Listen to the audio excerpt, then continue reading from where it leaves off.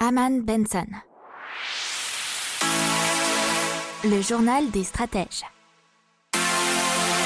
Boris Kalt.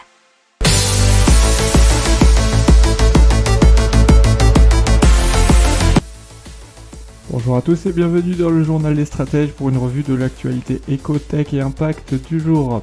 La une aujourd'hui, c'est la Banque de France qui appelle une nouvelle fois à réguler les crypto-monnaies et notamment le Bitcoin pour protéger le futur euro numérique. Dans la tech, on va vous parler d'une start-up de traduction instantanée. Dans l'impact de Living Carbon qui ambitionne de créer des super arbres à la photosynthèse améliorée. Vous écoutez le journal des stratèges numéro 141 et ça commence tout de suite.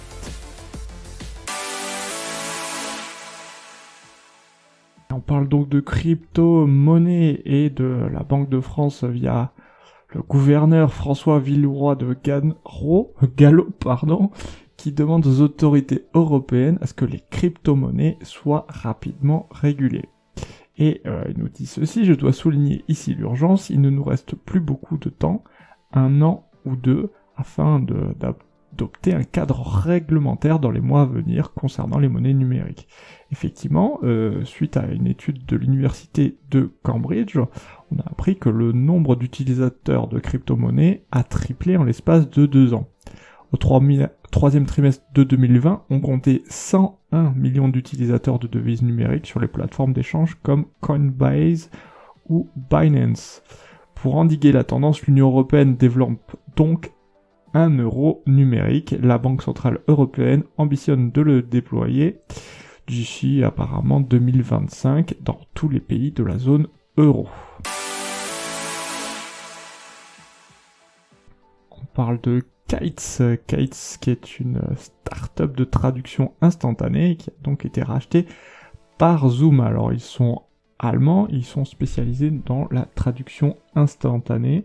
Selon les informations, leur équipe rejoindra celle de l'entreprise de visioconférence dans le but d'améliorer la productivité des réunions grâce aux fonctionnalités de traduction multilingue. La technologie de Kites est basée sur l'intelligence artificielle. L'entreprise revendique un taux d'erreur de 5% avec environ 1 seconde de décalage par rapport aux paroles d'une personne. Alors, les utilisateurs de la plateforme pourront donc sans doute bientôt communiquer dans une langue différente de celle de leur interlocuteur tout en se faisant comprendre. Donc ça c'est très intéressant pour Zoom. Cela transformerait effectivement l'expérience utilisateur et surtout faciliterait les échanges.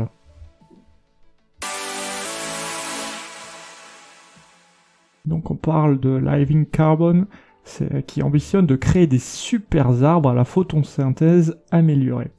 Effectivement, pour capturer plus de CO2, Living Carbon ambitionne de créer des super arbres, et donc à la photosynthèse améliorée, donc des arbres OGM.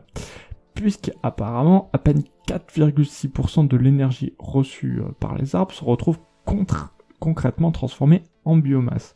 Donc la méthode serait des arbres plus grands et qui poussent plus vite, donc qui absorbent davantage de dioxyde de carbone.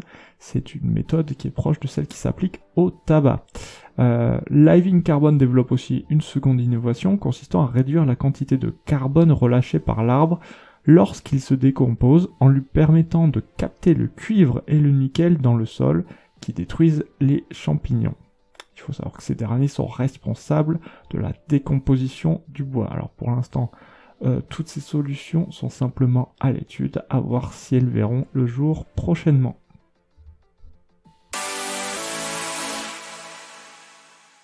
Voilà, c'est tout pour aujourd'hui. Je vous souhaite une excellente journée et je vous dis à la semaine prochaine pour plus d'infos.